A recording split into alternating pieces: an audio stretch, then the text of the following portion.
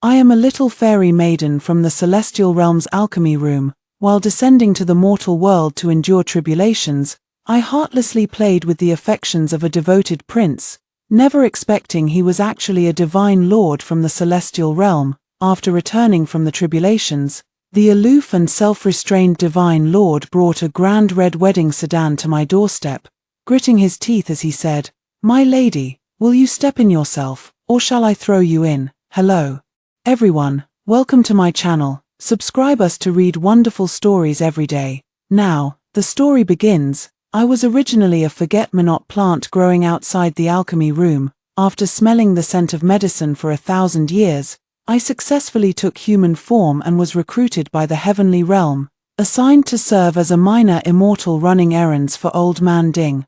After 500 years of diligent work, I finally earned the chance for a promotion in immortal rank.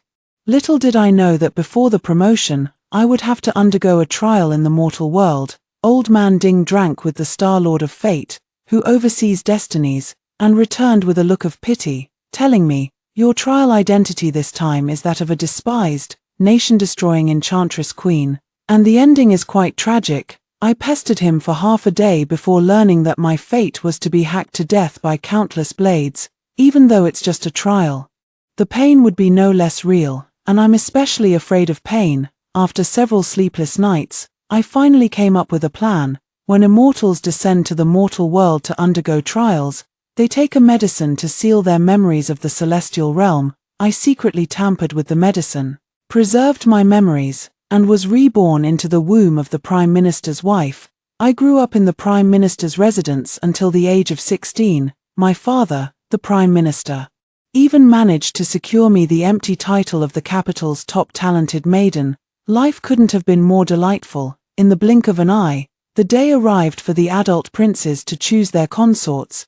The noble ladies of the capital dressed themselves up in all their finery. Before I left home, my mother meticulously dolled me up as well. According to fate, I was destined to be chosen by the crown prince today, becoming the apple of his eye. Then, I would lead him to indulge in beauty and pleasure, bring about the downfall of the kingdom, and finally be hacked to death by the enraged common people. The crown prince was as elegant as an orchid and jade tree, with skin fairer than snow, but his slender frame made him resemble a frail scholar. As soon as he sat down, he glanced in my direction several times, sending a shiver down my spine. Not long after the banquet began, the emperor at the head of the table yawned, and the empress seized the moment to speak. The crown prince was the first to point at me and say, "Father, mother, I have taken a liking to her." The empress nodded with satisfaction, while the emperor lowered his gaze to me. "If I recall correctly, you are the daughter of Prime Minister Zhuang. Since the crown prince has taken a liking to you, then, your majesty, forgive me." I hurried forward and knelt on the ground. "This humble subject already has someone she loves." As these words were spoken, the entire hall fell silent. A moment later, the emperor let out a cold snort, and my father had already knelt on the ground, his face filled with terror. "Miss Zhuang, do tell, who is it that you fancy?" the crown prince asked persistently. I raised my head and pointed at the man in black robes seated below the emperor, saying, "I have long admired him." The emperor frowned and cast a complex glance at the man in black robes. "My brother is also unmarried. What do you think?" Now it's my turn to be embarrassed. There are many princes in the Dashing dynasty, but the only one this young is the Rakshasa in charge of the imperial prison, Prince Xiao Jingheng of Su. Rumors say he is ruthless and shows no interest in women. Now 22, he doesn't even have a concubine. Despite his strikingly handsome appearance, few in the imperial city dare to set their sights on him. Of all people, why did I have to bring him up? I really want to slap myself. Sure enough, Xiao Jingheng glanced at me indifferently and said casually, "This prince would never fancy someone like you." The matter of the arranged marriage was left unresolved. That day, upon returning home, I was scolded by my father. He said that the plan for me to become the crown princess had been agreed upon in advance with the empress and the crown prince, and he never expected me to dare say such things in front of the emperor, let alone drag in the fearsome Prince Su. Even after scolding me, he was still angry and punished me by making me kneel in the ancestral hall. In all my years, This was the first time he had been so harsh with me. It seemed he was truly furious. My mother also came to persuade me, urging me to apologize to the Empress and show some humility to the Crown Prince, so that the position of Crown Princess could still be mine. I blinked my eyes. But mother, your daughter does not love the Crown Prince, mother sighed and said. Which noble lady in the imperial city is not the same? If your father were not the Prime Minister, the Crown Prince might not even look at you. As soon as she said it, I understood the Crown Prince did not truly love me but was interested in the influence of the Prime Minister's residence behind me. No matter how much mother tried to persuade me, I, usually so obedient, refused to yield. It made her cry several times out of frustration, and father even threatened to disown me. They had no idea that if I were to marry the Crown Prince, not only would the entire household of the Prime Minister's residence, over 100 people, suffer, but even the common people of the entire Great Shang dynasty would face disaster. The Crown Prince soon arrived, standing half a jong away from me. He affectionately expressed his fondness for me, assuring me that he wouldn't hold my feelings for his imperial uncle against me, and even promised me the esteemed position of Empress. I rubbed my numb knees and returned his gaze with a resolute look. Thank you for your Highness's favor, but this humble subject's heart belongs solely to Prince Su. The Crown Prince's eyes darkened. But my imperial uncle has no interest in you. He has always been unrestrained. Even the emperor cannot interfere with his marriage. I took a deep breath and feigned a look of deep affection. If Prince Su does not favor me, I will remain unmarried for life. There was no other way. Becoming an old spinster was far better than being hacked to death by random blades. Besides, the Prime Minister's residence provided ample food and comfort, so I had no need to marry into a husband's household just to suffer mistreatment. The Crown Prince said nothing more and walked out with a darkened expression. After kneeling for 3 hours, my father finally relented and exempted me from punishment. On my way back, as I passed by his study, I happened to overhear him discussing with my mother their plan to join forces with the Empress and directly request the Emperor to arrange a marriage. Father's voice carried a hint of anger as he said, "Qingqing is still too young to understand. We won't discuss this matter with her. Once the imperial decree is issued, she'll have to marry whether she wants to or not." My heart sank. It seemed that to completely dissuade them from this idea, I would have to continue making use of that Prince Su. Early the next morning, I dressed up flamboyantly and sneaked off to Prince Su's residence, only to be stopped at the main gate as expected. The guard glanced at me expressionlessly and told me to go back where I came from. Women were not allowed to set foot in Prince Su's mansion. Seeing the growing crowd of onlookers, I deliberately raised my voice. "I am Zhuang Qingqing, the daughter of the Prime Minister. Please announce my arrival. I have long admired Prince Su, and I hope His Highness will grant me an opportunity." Recalling the rumors I had heard in recent days about Xiao Jingheng's ruthless methods, I felt a bit guilty as soon as the words left my mouth. But then I thought, at least I have my father, the Prime Minister, backing me up. Surely Xiao Jingheng wouldn't go so far as to kill me, right? So, mustering my courage, I repeatedly declared my admiration for Xiao Jingheng to the curious onlookers. Before Xiao Jingheng arrived, I was caught and taken back by my father, who had rushed over upon hearing the news. After a torrent of scolding, he ordered my courtyard gate to be locked. The next day, I quietly crawled through the dog hole again and went to the Prince Su's mansion to continue my protest, only to be dragged before Xiao Jingheng, in the study. Xiao Jingheng rested his chin on his hand, looking me up and down with a pair of captivating peach blossom eyes that held a hint of sharpness and indifference. "Miss Zhuang, explain the purpose of your actions," he said, a smile still lingering at the corners of his mouth, though it didn't reach his eyes. I lowered my head to glance at the ground, and when I looked up, I had already put on a face full of genuine emotion. "There is no ulterior motive. Qingqing truly admires your Highness." The smile on his face gradually faded as he stood up and moved closer to me. Suddenly, he reached out and gripped my neck, leaning in to whisper coldly in my ear, "You'd better tell the truth. Don't think I won't kill you just because you're the Prime Minister's daughter." His grip was strong, and I was nearly out of breath when he finally released me. Xiao Jingheng truly lived up to his reputation as cold and ruthless, worthy of the infamous title Living King of Hell. To make him believe my sincere feelings, I forced out a few tears and mustered the courage to touch his hand. To my surprise, his hand was icy cold to the touch. Having smelled the scent of medicine for 1,000 years and learned some medical skills from old Manding, I could naturally tell that he had been poisoned. Xiao Jingheng shook off my hand, his face full of disgust. Before he could have me thrown out, I quickly spoke up. Your Highness, I can detoxify the poison in your body.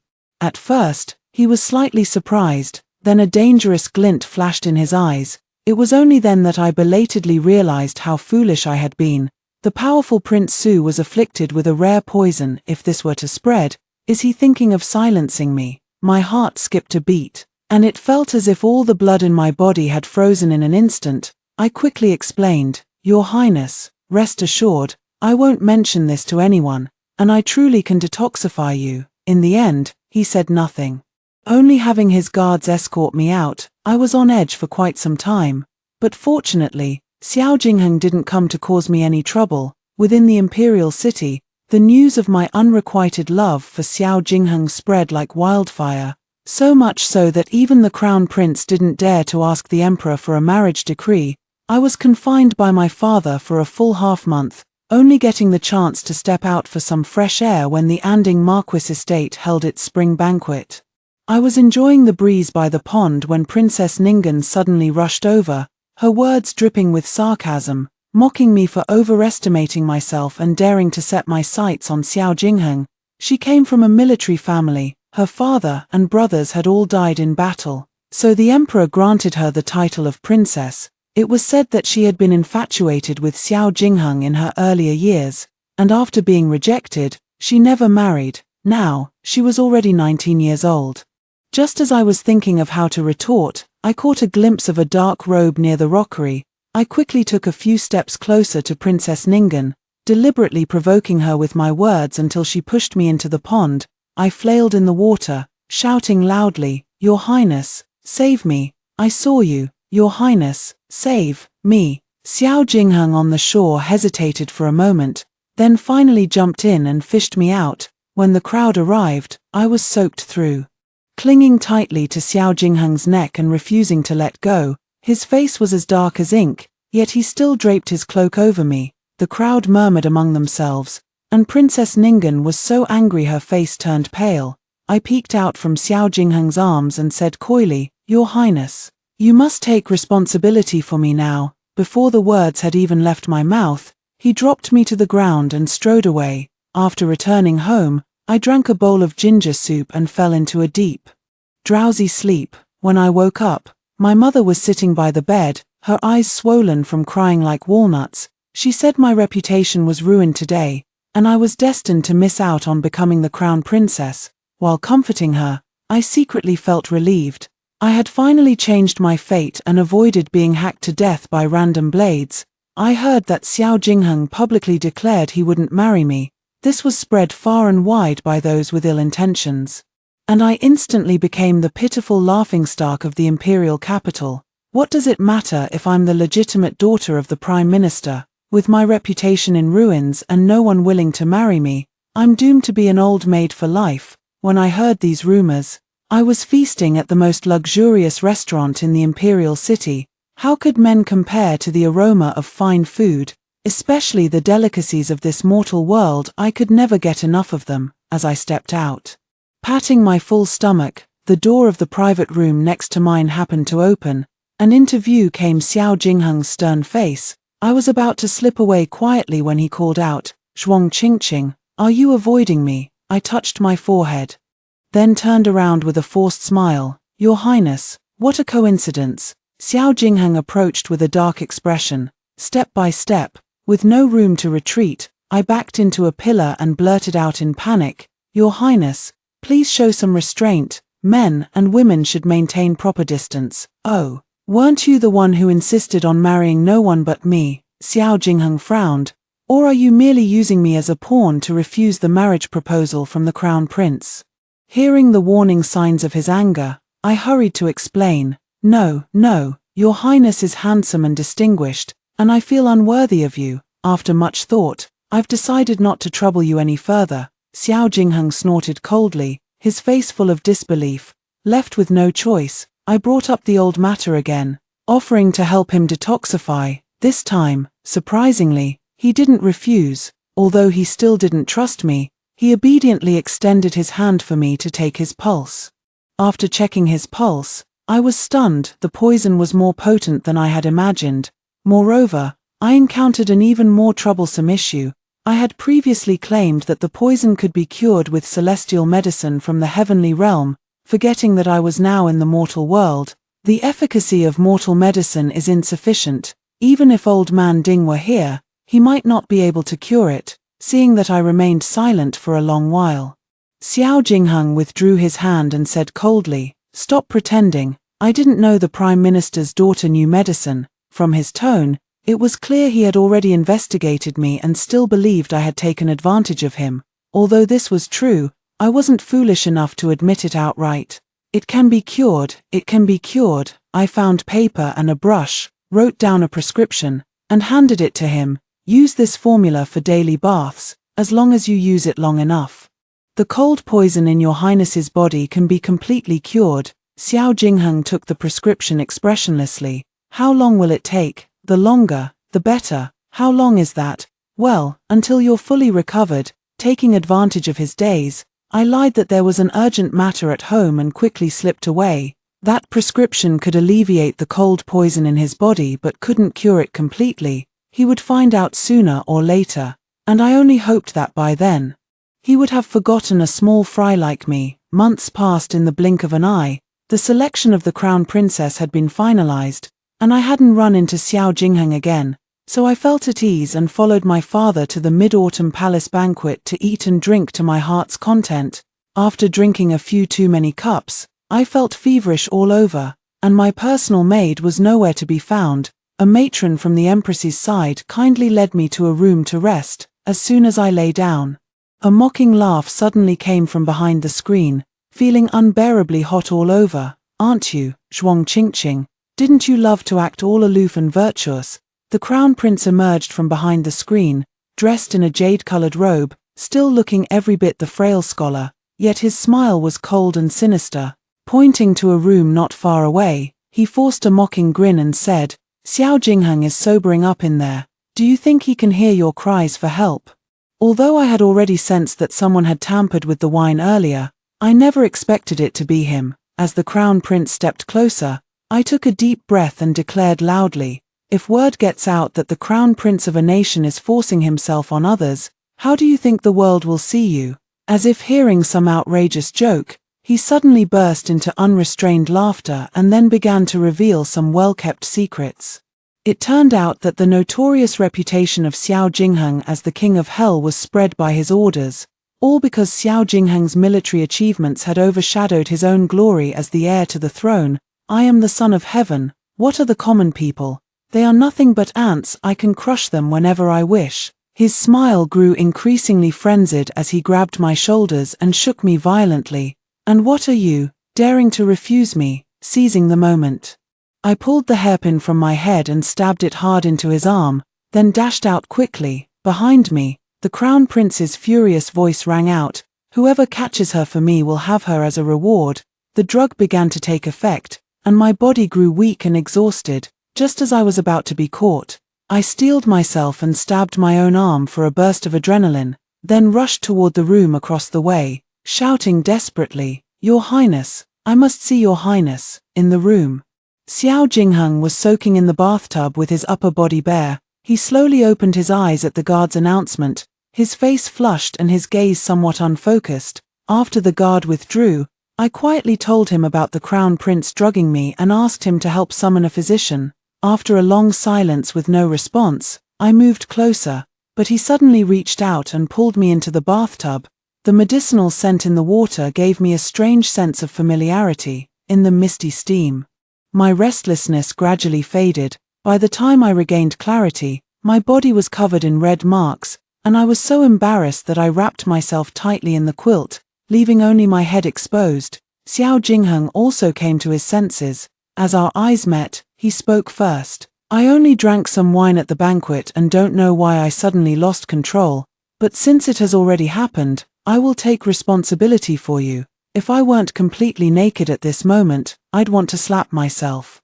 How could I have forgotten to tell him that drinking alcohol during the medicinal bath was forbidden? I've ended up losing the purity I've preserved for over 1,000 years. A dull ache in my waist and abdomen brought me back to my senses. Right now, staying away from this living king of hell was more important. So I quickly shook my head. No need to take responsibility. This was just an accident. Once we step out of this door, let's pretend nothing happened.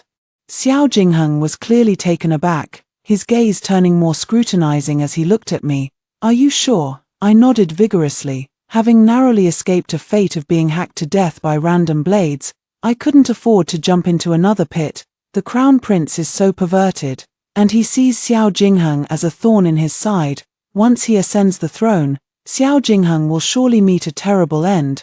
I have no reason to throw myself into that mess. But the way Xiao Jingheng looked at me was as if he were looking at a fool, and I knew he didn't believe me. Sure enough, just 3 days later, Xiao Jingheng arrived with betrothal gifts. Seeing my parents hesitate, he bluntly revealed that I had already lost my innocence to him. Making me so embarrassed I wished I could find a hole to crawl into. What's done was done, and my parents had no choice but to agree. To avoid bringing shame to the Prime Minister's residence, they hastily set the wedding date for a month later, which suited me perfectly. Ever since I sneaked out to the Prince Su's residence that time, my father had assigned 2 highly skilled guards to me. Whenever I stepped out of the Prime Minister's residence, they had to follow me closely without leaving my side. Having finally come to this world, I wanted to travel far and wide, but was troubled by the 2 people I couldn't shake off. At that moment, I thought the wedding day would be the perfect opportunity to escape. After waiting so long for the wedding day, I carried the bag I had prepared in advance and slipped out through the dog hole at the back door amid the chaos. I ran wildly northward until I accidentally stumbled into the edge of a battlefield where our nation was clashing with the enemy, and was spotted by a leering enemy soldier. Whoosh! A stone flew out from the grass, hitting the man squarely in the face, and then I was pulled away to escape the scene. I was saved by an 8-year-old boy named Shunzi, who lived in a border village. Since the war between the 2 countries resumed this year, countless people in the village had died or been injured. His parents and 5-year-old sister had tragically fallen under the enemy's broadswords. Shunzi brought me to a cave where dozens of elderly, weak, women, and children were hiding, all bearing wounds of varying severity. The pain that war inflicts upon ordinary people was laid bare before my eyes. I chose to stay, tending to their wounds and becoming their traveling physician, protecting them as we fled.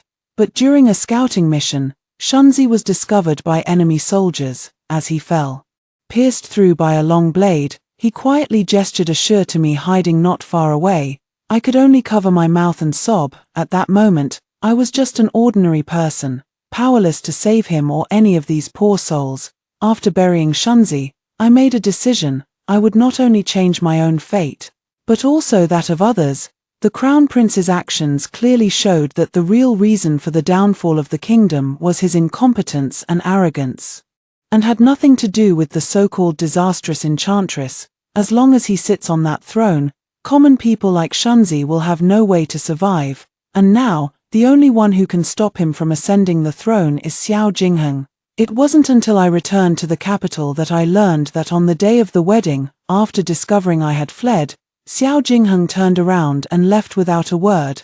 My father, knowing he was in the wrong, sent more people to search for me while also going to apologize in person. He tried several times but couldn't even get through the door. Now that he saw me, he couldn't wait to bundle me up and throw me out.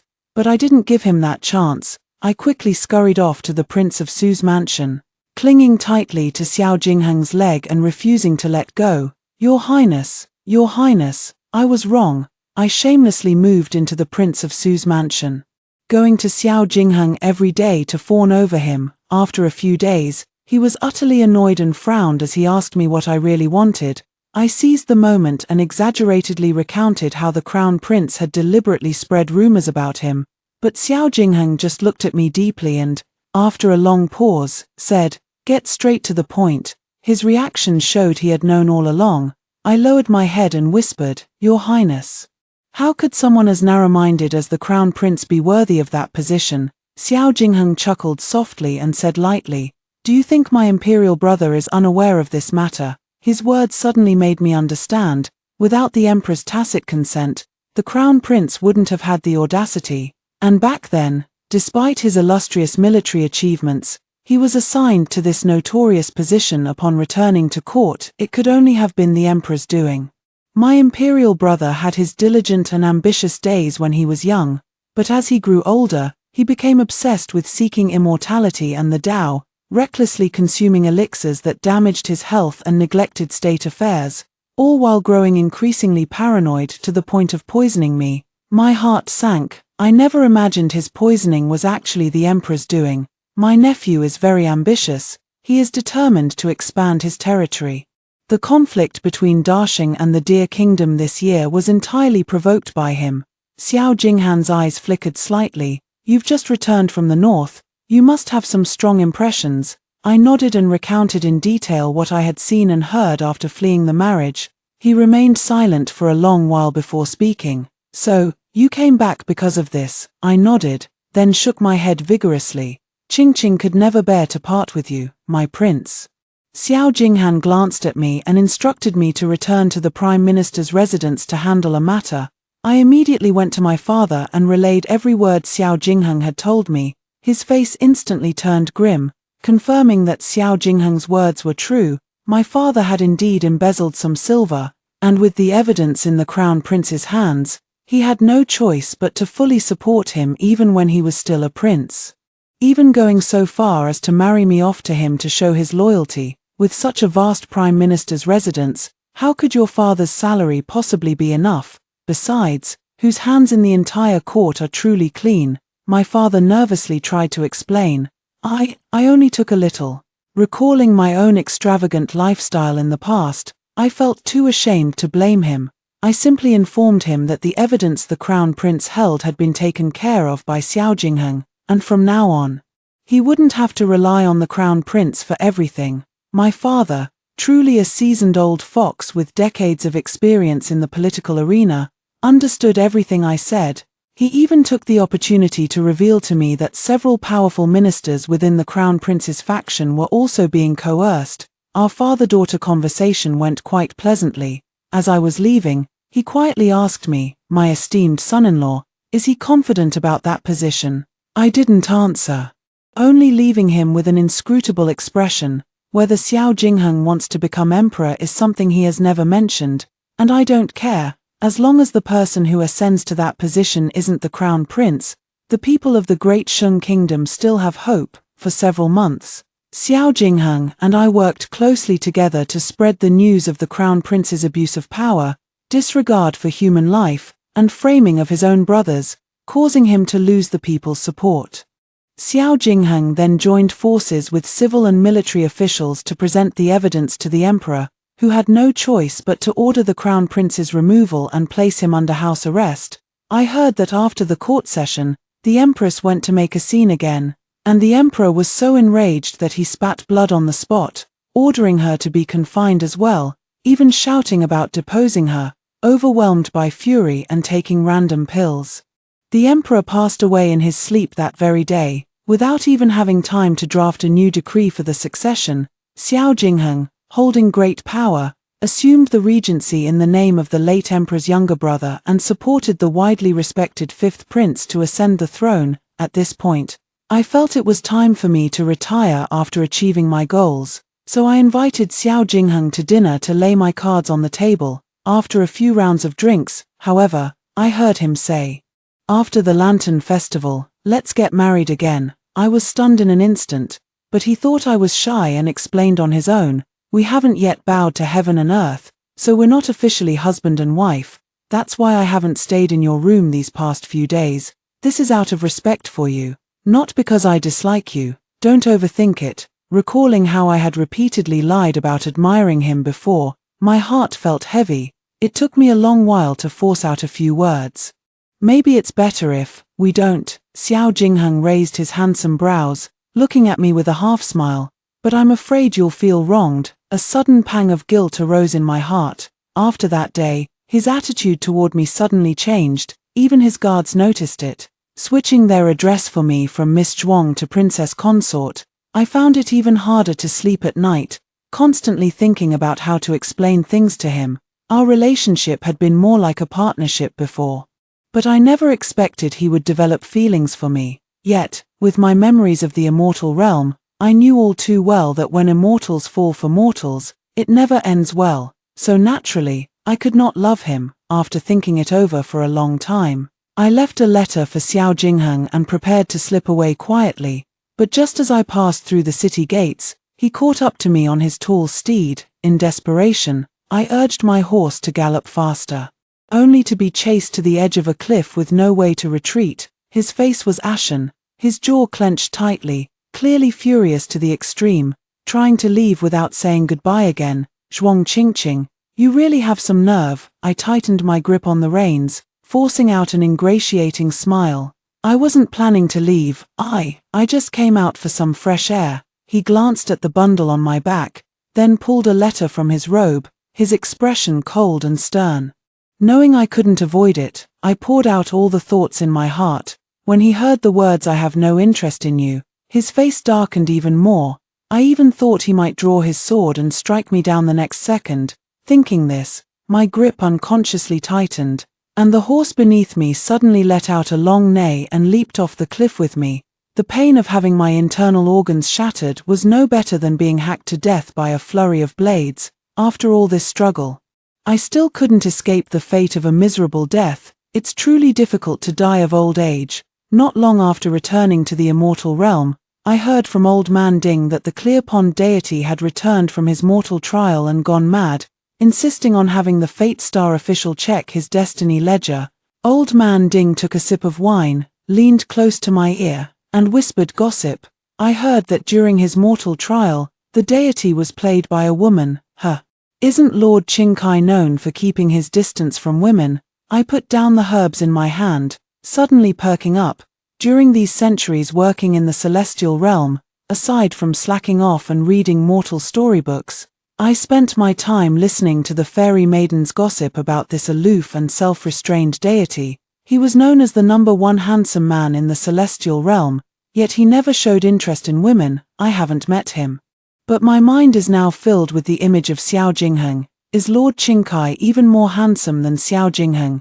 Curiosity drove me to ask, did he find that woman? Old Man Ding looked serious and leaned in with an air of importance. Not yet. I heard his so angry his grinding his teeth. He offended the Divine Lord, and that woman is in for it.